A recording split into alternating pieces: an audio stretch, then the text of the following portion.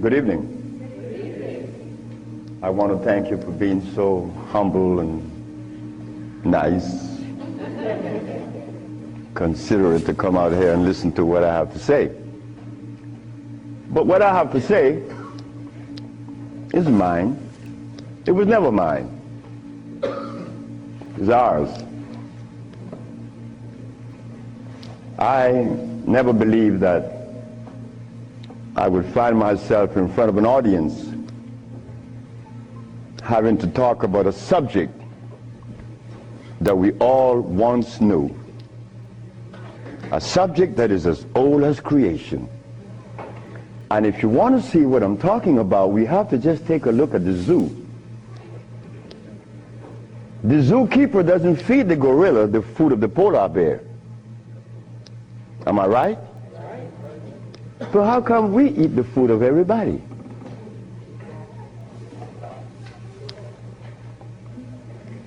We'll begin this lecture by letting you know, first of all, I'm your brother. No more, no less than you. I can't be smarter than you. That's impossible. We have the same amount of brain cells.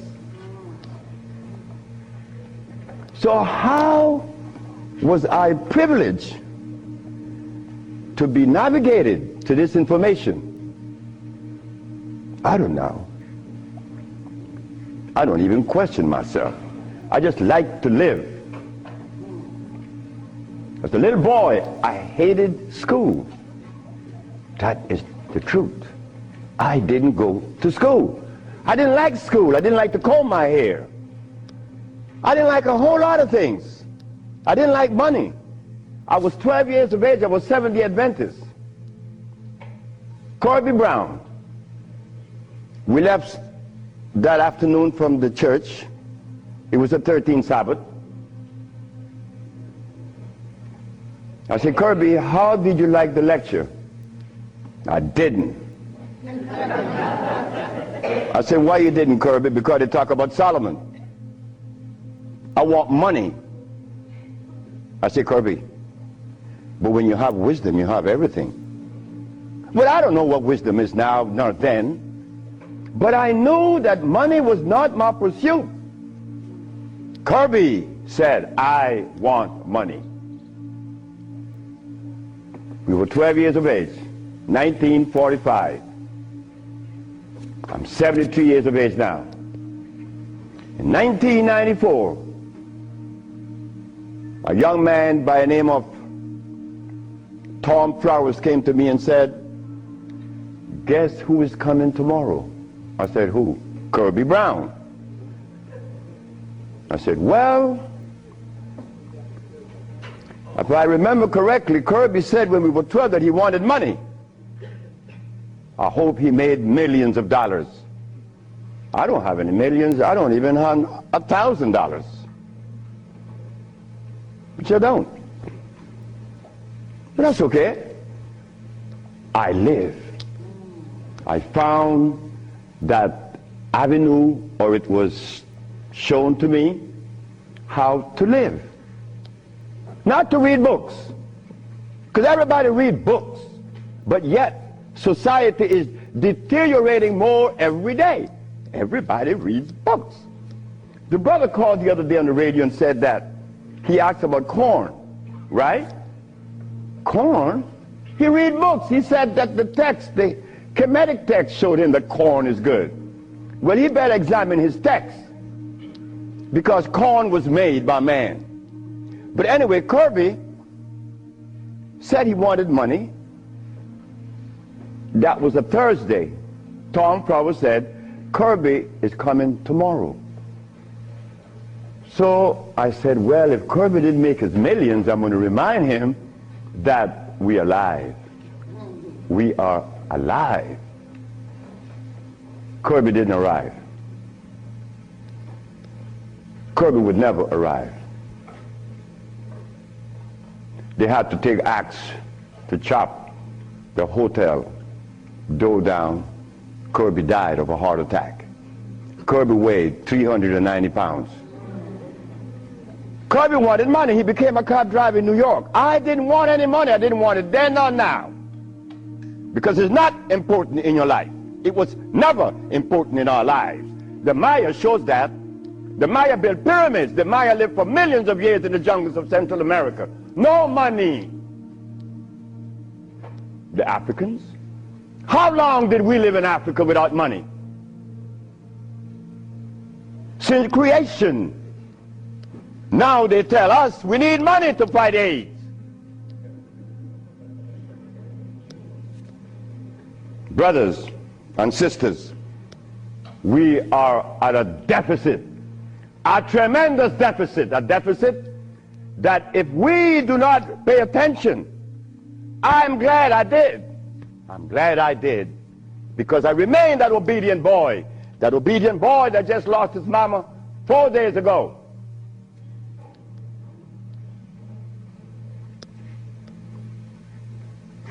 I listen. I listen. But to listen, you can't have a philosophy in your head. If you have a philosophy in your head, you cannot listen to anyone. I was there. I was a Seventh-day Adventist. I listened to no one but those things that came from the church. Well, if I was to listen to the church today, the Seventh-day Adventists, I'll be eating tofu. I'll be sick. You see? I'll be eating tofu. If I had gone to school, I would have become a medical scientist. I wouldn't have been able to cure AIDS, because they do not. They don't cure AIDS. If I had listened to all of the philosophies of Europe, I would have never been able to find the answer to the cure of diseases. But today, I'm going to share with you the African wisdom, the African brain, the African genesis, the African resonance, something that was never taught to us in the schools.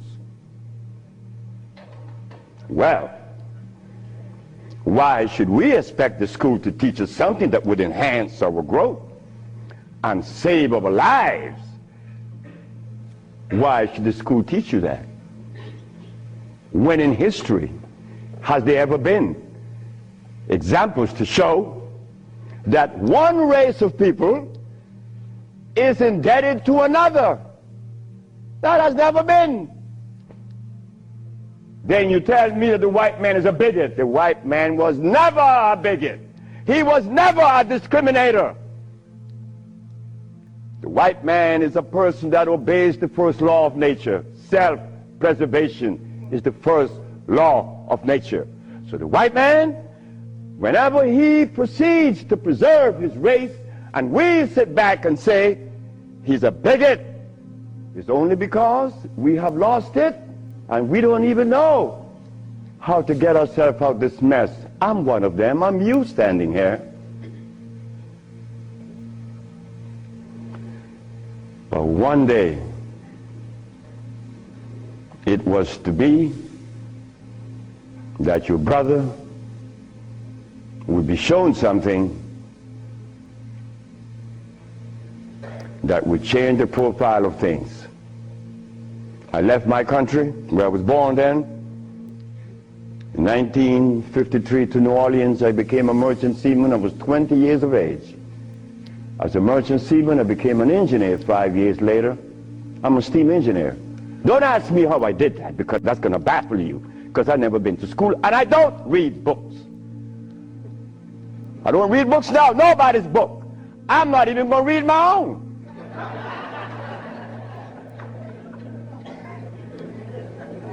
Because all the book readers come to me, asking me, how did you cure AIDS? Well, that's like asking the gorilla, hey man, how come you keep yourself healthy without a hospital? How come you don't have any medicines? We'll begin. I became a merchant seaman right quick to take you through my life. Left Honduras without going to school, became a merchant seaman, became an engineer, worked for the County of Los Angeles as an engineer. While as an engineer, the County of Los Angeles something is to happen. Something is to change my life completely. First, it was a Mexican. The Mexican said to me, "You're dying." I said, "I know." "How do you know?" "Because I fell out going to the bathroom a Sunday afternoon, and I didn't reach the bathroom. I got up off the floor. Something must have happened between there and the bathroom." But I had gone to the neurologist, the endocrinologist, the GER practitioner in Russia, in England, in Germany, in France, United States. And they were people that knows what it is about. They had the great big books on medical science. But my asthma and my diabetes, my impotence was kicking. What happened to the books? They read books. All the physicians that treated this boy read books of all kinds. Nothing happened. I goes to Mexico, and the Mexican have a goat in his house. Every 5 words it was bad, bad. And I'm looking around. The Mexican said, "The goat bothering you?" I said, "No."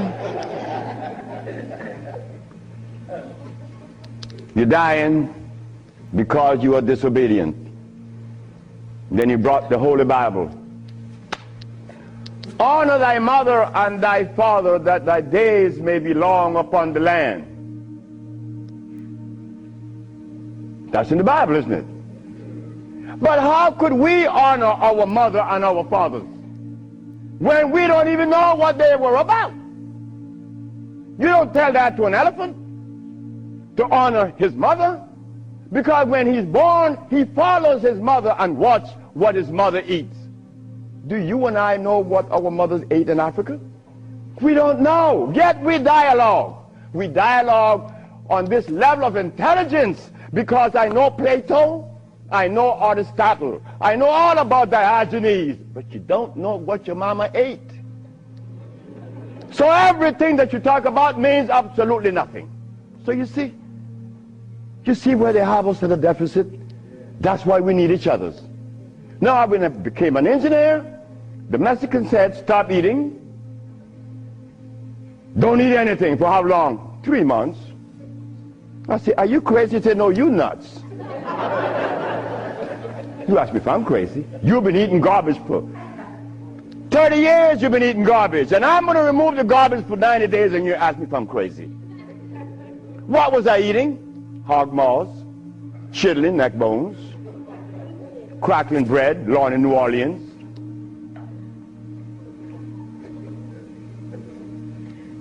Eggs, because the grown-ups told me when my penis wasn't getting hard, eat eggs, drink raw eggs. And I did, by the dozens. And nothing happened. The Mexican said, "Don't worry about it, don't eat." 90 days later, I was no longer impotent, no longer diabetic, no longer asthmatic, no longer with glasses on my eyes, and this stomach hair was 42.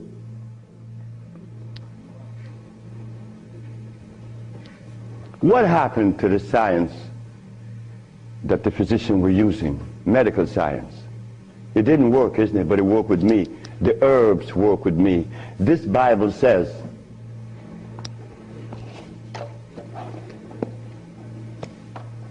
in the book of Revelation, it says 22 verse, and the first chapter, it talks about the herbs for medicine. Am I right?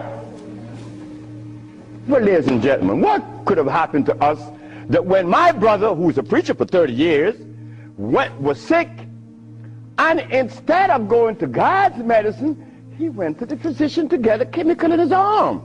My brother died 21 years ago. I'm not a preacher. I would never be a preacher. I told that to my mother. She wanted me to be the preacher. I said, no, no, no, no, no, no. That would be the last thing that I would consider. She said, why? I said, because I want to live truth. Even if it kills me, I'm going to live truth. And truth is, the Bible says that the herbs are for the healing of the nations. But the preacher, when he gets sick, he go get a chemical. What is the message he's sending to God? Come on, just be fruitful. Let us be truthful today. If never again in our life, let us be that today. Why do we go to see the doctor to give us a chemical when the Bible says the herbs are for the healing? Why do we go? Well, you're going to soon find out.